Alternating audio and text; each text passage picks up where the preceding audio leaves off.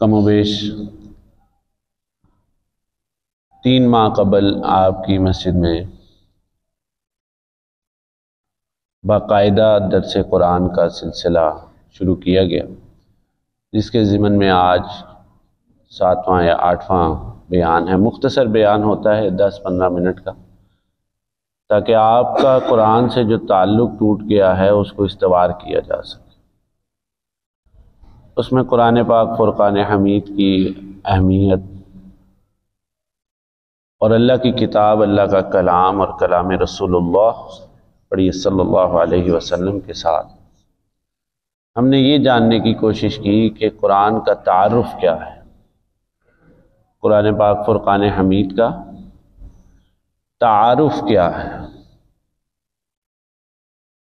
تو تعارف قرآن کے ضمن میں آج 8واں یا 7واں بیان ہے، اور باقی بیان جو ہے وہ ریکارڈ ہو چکے ہیں۔ جس کو چاہیے وہ ہمارے اسی چینل پر پچھلے بیان دیکھ سکتا ہے، یعنی کہ انٹروڈکشن آف قرآن پاک، what Quran cream exactly is and what is the purpose of قرآن پاک۔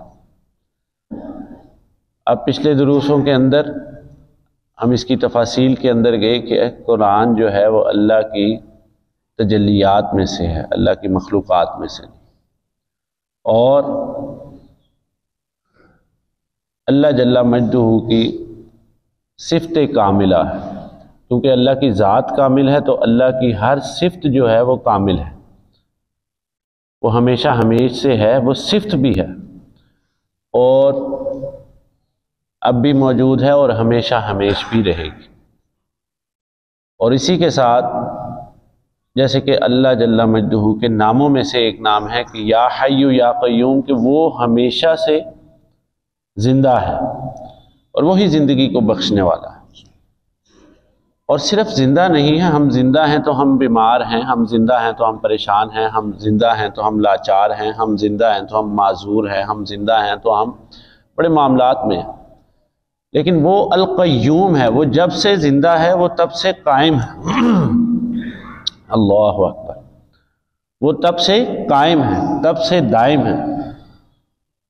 اس کی ابتدا کا علم نہیں ہمیں، اس کی انتہا کا علم نہیں ہمیں۔ ذات باری تعالی وہ ہمیشہ ہمیش سے ہے، وہ ہمیشہ ہمیش پہ رہنے والی ہے۔ الحی القیوم۔ اور پھر جب آیت الکرسی کی آیات کریمہ کو دیکھتے ہیں تو لا تأخذہ سینۃ ولا نوم، کہ نہ اس کو اونگ آتی ہے، یعنی اللہ جل مجدہ کی شان اقدسہ یہ ہے، اور نہ ہی اللہ کو نیند آتی ہے۔ اللہ۔ تو اسی طرح جس طرح ذات باری تعالیٰ کی ذات جو ہے وہ ہمیشہ ہمیش سے ہے، اسی طرح صفات بھی، یہ ذرا مشکلات قرآن میں سے ہے، اس لیے توجہ رکھیں گے تو آپ کو بات کی سمجھ آئے گی۔ سب کہتے ہیں انشاءاللہ۔ تو اس کی ذات جو ہے وہ ہمیشہ ہمیش سے ہے۔ اب اس کی صفات جو ہیں وہ بھی بولیے کیا ہیں؟ ہمیشہ ہمیش۔ جیسے ایک بچہ پیدا ہوتا ہے، ایک تو بچہ ہوتا ہے نارمل، ایک بچہ ہوتا ہے اب نارمل۔ اب وہ کہتے ہیں کہ یہ مادر ذات اندھا ہے۔ آپ بات سمجھ لیں؟ تو اب اس بچے کی جو ذات ہے وہ مادر ذات کوئی ڈیفیکٹو ہے، تو اس ذات کو جو ہے اب وہ افیکٹ فل کرنا جو ہے وہ امپاسبل ہے۔ وہ اس کی صفت ہے کہ وہ دیکھ نہیں سکتا یا بول نہیں سکتا یا پیرالائز ہے یا اس کا ٹیومر ہے برین کے اندر یا جو بھی اس کے ساتھ معاملہ ہے، تو ذات کے ساتھ صفات جو ہے وہ لازم ہوتی ہے۔ اللہ جل مجدہ کی ذات ہمیشہ ہمیش سے ہے۔ اب پڑھیے کیا؟ الحی۔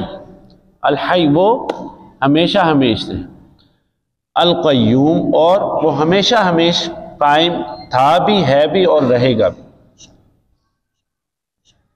اب اس کو قرآن پاک فرقان حمید، کیونکہ ذات باری تعالیٰ کا علم کچھ حد تک ہونا جو ہے وہ بہت زیادہ ضروری ہے، بلکہ ہر حد تک ہونا بہت زیادہ ضروری ہے۔ یہی تو لا تعلقی کا سلسلہ ہے جو ہماری زندگیوں کے اندر آ گیا۔ تو ذات باری تعالیٰ کا جب علم نہیں ہوگا تو پھر کلام باری تعالیٰ کا علم کیسے ہوگا؟ یہ وہی جو میں اپنے اب آج 7ویں درس میں بھی بات دہرا دیتا ہوں کیونکہ بات سمجھانا بہت مشکل کام ہے، کہ جب ہم پیدا ہوئے تو ایک قاری صاحب نے آ کر قرآن پاک پڑھانے کی تھوڑی سی کوشش کی، اور اس کے بعد یعنی کہ کمپلیٹ لائف سپین میں ہمارے اس کے بعد پھر چند کلمے، وہ دعائے قنوت ٹوٹی پھوٹی، اور اس کے بعد جو ہے پھر نماز، اور وہی آخری 10 صورتیں جو ہیں یا 20 صورتیں ہیں، اسی طرح کے معاملات ہیں۔ حفاظ اکرام سے ہٹ کر بات کر رہا ہوں، وہ ایکسیپشنل ہے۔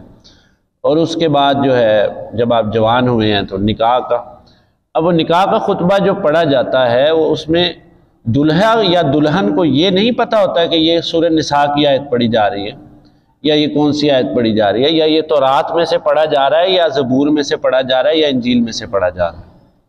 یہ لا تعلقی ہے، لا تعلقی۔ آپ بات سمجھیں، آپ کو پتہ ہی نہیں ہے اس دیوار کے پیچھے کیا ہے، اور آپ لوگوں سے پوچھ رہے ہیں اور لوگ آپ کو غلط گائیڈ کر رہے ہیں، اور آپ گھومی جا رہے ہیں پورے لاہور شہر کے اندر، تو آپ رات بھر کے بعد بھی اس مقام تک نہیں پہنچیں گے جب تک کہ آپ کو صحیح گائیڈ لائن نہیں ملے گی۔ اس گائیڈ لائن کا نام جو ہے وہ صراط مستقیم ہے، جس کی دعا اللہ نے کہا ہے کہ تو 5 وقت نماز کے اندر آ کے پڑھ۔ اب پڑھیے میرے ساتھ، یہ درس قرآن ہے، تعلم قرآن ہے، اس میں آپ سوال کر سکتے ہیں، دوران بیان بھی آپ سوال کر سکتے ہیں، اور اس کی ریکارڈنگ جو ہے وہ صدقہ جاریہ کی نیت سے کی جا رہی ہے تاکہ یہ جب تک بات جہاں تک پھیلے تو لوگوں کی اصلاح کا ذریعہ۔ اب کیا دعا کی جا رہی؟ اہدنا الصراط المستقیم، کہ اللہ ہمیں سیدھے رستے کی ہدایت۔ اب آپ سب یہاں تک بات سمجھ گئے، ذرا جواب دے دیا کریں تو مجھ جیسے طالب علم کے آگے چلنے میں آسانی ہو۔ آپ یہاں تک بات پہنچا پائے ہوں آپ کو انشاءاللہ۔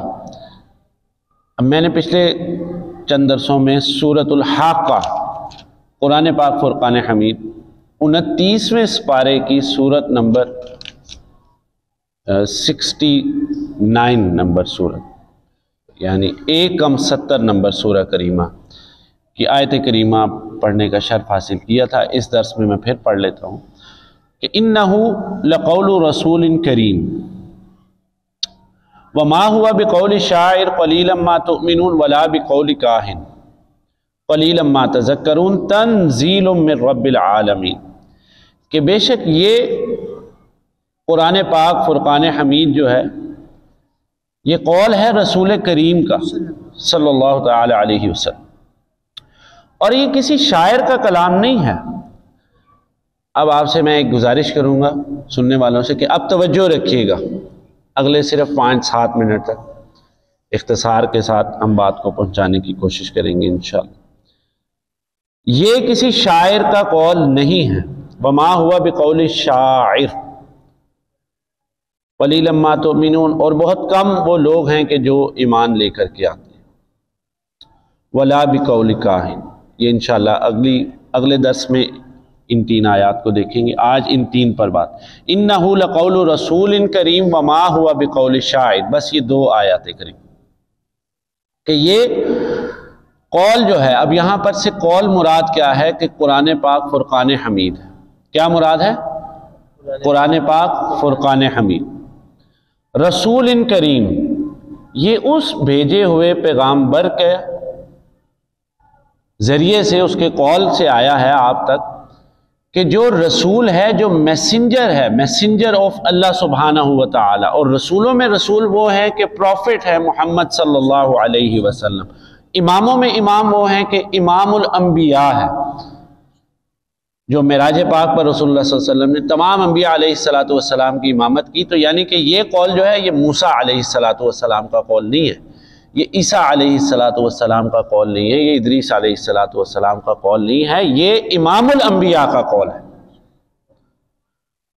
انہ لقول رسول کریم، یعنی رسول وہ، پڑھیے صلی اللہ علیہ وسلم، وہ رسول کریم کے جو عزت کے مقام پر، عزت کے مرتبے پر اور عزت کی شان پر جو ہے وہ سب سے زیادہ اللہ کی ذات کے بعد جن کا مقام ہے وہ رسول پاک صلی اللہ علیہ وسلم، یعنی بعد از خدا بزرگ تو ہی قصہ مختصر۔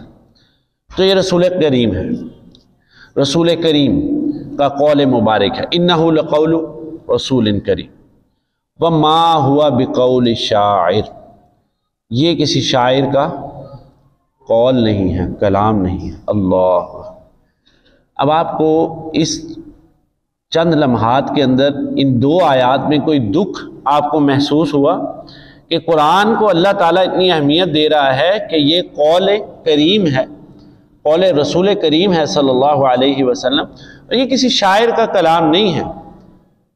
अब आप यहाँ पर देखिए कि बात की इंतहा को देखिए आप, क्योंकि कहा गया था रसूलुल्लाह सल्लल्लाहु अलैहि वसल्लम पर एतराज़ हुआ था कि ये शायर है, नऊज़ु बिल्लाह, वमा साहिबुकुम बिमजनून, और काहिन और तरह तरह के जो इख्तलाफ। अब हमें कुरान पाक फुरकान हमीद में एक खूबसूरत पेशन गोई जो कि रसूलुल्लाह सल्लल्लाहु ताला अलैहि वसल्लम की पेशन गोई की अल्लाह जल्ला मज्दहू ने तौरात के अंदर, तवज्जो है आप सब, तौरात के अंदर, तौरात को अगर आप उठाकर पढ़ें तो तौरात का 18वां बाब जो है, 18वां बाब, उसकी 17, 18 और 19 नंबर जो आयत है, जो वर्स ऑफ तौरा है, उसके अंदर अल्लाह जल्ला मज्दहू ने इसी बात को कुरान के नज़ूल से पहले फरमाया, अल्लाह, और फरमाया कि ए मूसा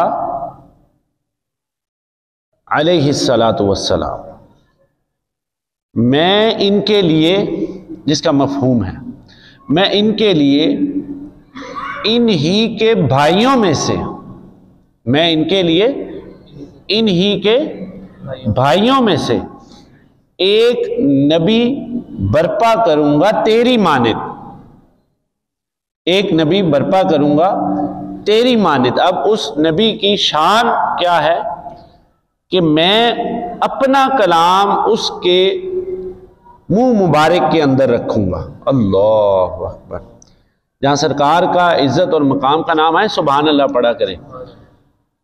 तो मैं अपना कलाम, जैसे मैंने इस दर्स के शुरू में कहा कि ज़ाते बारी ताला हमेशा हमेश से है, तो सिफाते बारी ताला भी हमेशा हमेश से है।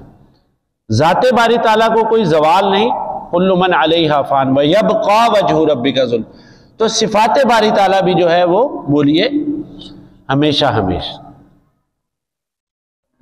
अब फरमाया कि मैं अपना कलाम उसके मुंह में रखूंगा और फिर वो वही कहेगा, आप तवज्जो रखिए, फिर वो वही कहेगा तुमसे कि जो मैं कहूंगा उससे। अल्लाह, द सेम स्नैरियो वो बयान करेगा, वो सेम बात को बयान करेगा। अब अगर हमारा कुरान से अगर कभी कोई ताल्लुक़ रहा हो तो बड़ा प्यारा कुरान पाक फुरकान हमीद में इसी ताल्लुक़ से एक आयत मुबारका है, आप पढ़ सकते हैं। मेरे तुलबा में से आई किसी के ज़हन में? इन हुआ इल्ला वह्यु यूहा, बड़ी मशहूर आयत है। अब कहाँ तौरात का नज़ूल और यहाँ पे कुरान पाक फुरकान हमीद, कौन सी आयत करीम? इन हुआ इल्ला वह्यु यूहा वमा यंतिकु अनिल हुआ वमा यंतिकु अनिल हवा। वो रसूल ऐसा है, पढ़िए सल्लल्लाहु अलैहि वसल्लम, जो कि अपनी जात की बात नहीं करता। वमा यंतिकु अनिल हवा इन हुआ इल्ला वह्यु यूहा अल्लमहु शदीदुल कुवा ज़ु मिर्रतिन फस्तवा व हुवा बिल उफ़ुक़िल अअला सुम्मा दना फतदल्ला फ़कान क़ाब क़ौसैन औ अदना। फिर मेराज पाक पर चले। अल्लाह सुभान अल्लाह। तो वो अब ये तौरात की जो पेशन गोई की गई रसूल अक़दस सल्लल्लाहु अलैहि वसल्लम कि मैं इनके भाइयों में इन्हीं के भाइयों में तेरी मानित, यानी मूसा अलैहि, एग्जाम्पल ऑफ मोसेस अलैहि सलातु वस्सलाम, मूसा अलैहि सलातु वस्सलाम की उम्मत में नहीं, इनके भाइयों में से, यानी मूसा अलैहि सलातु वस्सलाम कौन सी उनकी उम्मत है और वो किस फैमिली से आए? वो बनी इसराइल हो गए। बनी, बोलिए मेरे साथ, इसराइल हो गए। اور ان کے بھائیوں میں سے، تو بھائی کون سے ہو گئے؟ وہ بنی اسرائیلی، انہی کے بھائیوں میں سے وہ بنی اسماعیل ہوئے۔ رسول کائنات صلی اللہ علیہ وسلم کی شان اقدسہ جو ہے وہ آپ کے جد امجد جو ہیں وہ حضرت ابراہیم علیہ السلام ہے۔ تو ابراہیم علیہ السلام کے جو فرزند انجمن تھے ان میں اسحاق علیہ السلام اور اسماعیل علیہ السلام۔ اب یہاں سے جو ایک اولاد ابراہیم علیہ السلام کو یہودیوں نے کانفلکٹ کا ذریعہ بنایا، اختلاف کا، جو کہ ہے نہیں، ان کی یہ جو فسادانہ طبیعت ہے اس کے تحت بنایا، اور اس کے تحت یہ امت محمدیہ صلی اللہ علیہ وسلم کے بدترین دشمن ہے۔ آج ہمیں قرآن کا نہیں پتہ تو ہمیں یہود اور حنود کے مقاصد کا کیا پتہ ہوگا؟ یہ اب اگلے درس میں اگر اللہ تعالیٰ نے زندگی صحت دی تو میں بیان کروں گا انشاءاللہ تعالی۔ تو وہ جو اسحاق علیہ السلام تھے اور اسماعیل علیہ السلام، یعنی اسحاق علیہ السلام کی جو اولاد ہے وہ کیا ہوئی؟ بنی اسرائیل ہوئی۔ کیا ہوئی؟ بنی اسرائیل۔ ہاں، اور اسماعیل علیہ السلام کی اولاد کیا ہوئی؟ بنی اسماعیل۔ اب یہ جو دو ٹینیور ہیں ان کے اوپر دنیا کے کم و بیش یہود، نصارہ، عیسائی، مسلمز اور ہندو مت تو جو ہے وہ گیتا کے ساتھ ان کا جو ہے ان کی ہولی بک جو ہے وہ گیتا ہے، اور بتوں کی پوجا ہے، ان کا جو معبود جس کو مانتے ہیں وہ بتوں کی پوجا کرتے ہیں۔ تو وہ ایک یعنی لا دینیت کے اندر آگے، پھر کیمونسٹ ہیں، پھر ایتھیسٹ ہیں۔ ہم تو آپس میں ہی لڑ رہے ہیں نا، دیوبندی اور وہابی سے ہی نہیں نکل رہے، میں آپ کو اس سے آگے نکالنا چاہ رہا ہوں، اللہ کرے کہ آپ نکلیں۔ تو یہ سارے کے سارے 70% ادیان آپ کو دنیا کے سمجھ آ سکتے ہیں اگر آپ سیرت ابراہیم علیہ السلام کا غور سے مطالعہ کر لیں۔ اللہ اکبر!